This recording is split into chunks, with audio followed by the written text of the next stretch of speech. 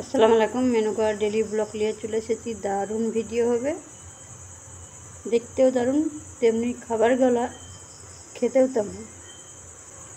কী কী খাবার করেছি আজকে ছেলের জন্য সেইগুলাই দেখাবো।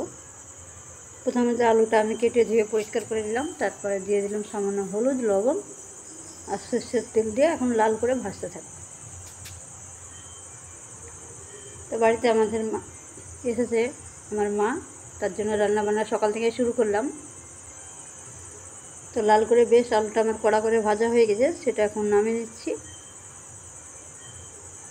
90% কুকও হয়ে গেছে।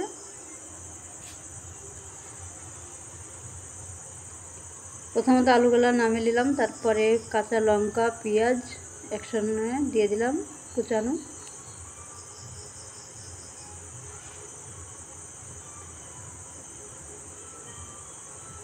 পেঁয়াজটা জাস্ট কালার একটু চেঞ্জ হলে তখন মশলা অ্যাড করব। তার আগে সরষের তেল দিয়ে দিলাম পরিমাণ মতন।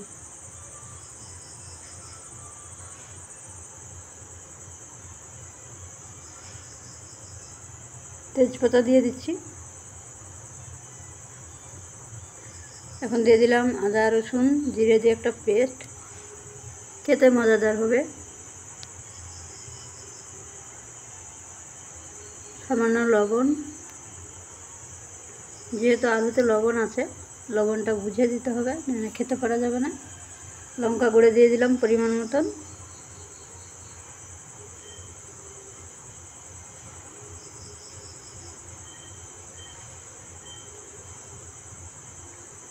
সামান্য ঝাল লঙ্কা গুঁড়ো দিলাম।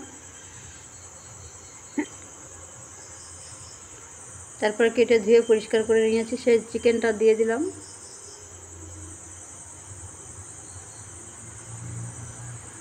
ছেলে আলুর সঙ্গে চিকেনটা খেতে ভালোবাসে, তার জন্যই চিকেন আর আলু একসঙ্গে রান্না করব।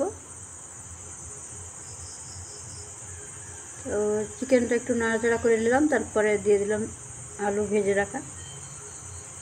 একসঙ্গে কিছুক্ষণ ঢাকনা দিয়ে কষাতে থাকবো।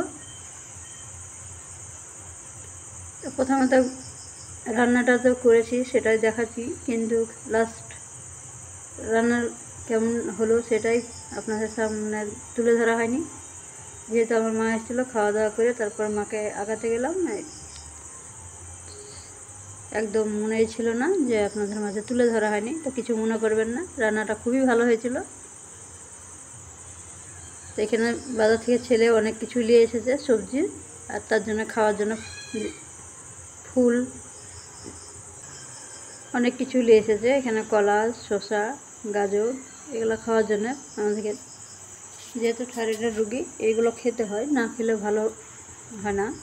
সবসময়তে ভারী খাওয়া যায় না। তো এখন মাছ কাহুরি মাল নিয়ে এসেছি, তো যা যা লাগবে তো সম্পূর্ণ আমি ব্যাগ থেকে নামিয়ে নিচ্ছি। একসঙ্গে বাজারটা করলে ভালো হয়, মোটামুটি বোঝা যায় সংসারে কতটুকু টাকা লাগলো। যারা গৃহিণী সবাই জানতে পারবে যে কীভাবে খরচ হলো সংসারে। মাছ কাবরা একসঙ্গে মালটা নিয়ে সুবিধা। এখানটায় আমি সব ধরনের খাবার নিয়ে এসেছি। এখানে ছোলার ডাল আছে, মুগের ডাল আছে, খেসারির ডাল আছে, মটরের ডাল আছে, তারপরে সার্ফ এক্সেল, সর্ষের তেল, কোলগেট, মেথি, চা, লঙ্কা গুঁড়ো, কালো জিরে, আলু, সাবান, অনেক কিছু আনা হয়েছে। শেষ পাতা দিয়ে দিলাম ছেলেকে সন্ধ্যের পরে নাস্তা চাউমিন। ভিডিও ভালো লাগলে লাইক কমেন্ট শেয়ার করে দেবেন। ভালো থাকবেন, সুস্থ থাকবেন। আল্লাহ হাফেজ।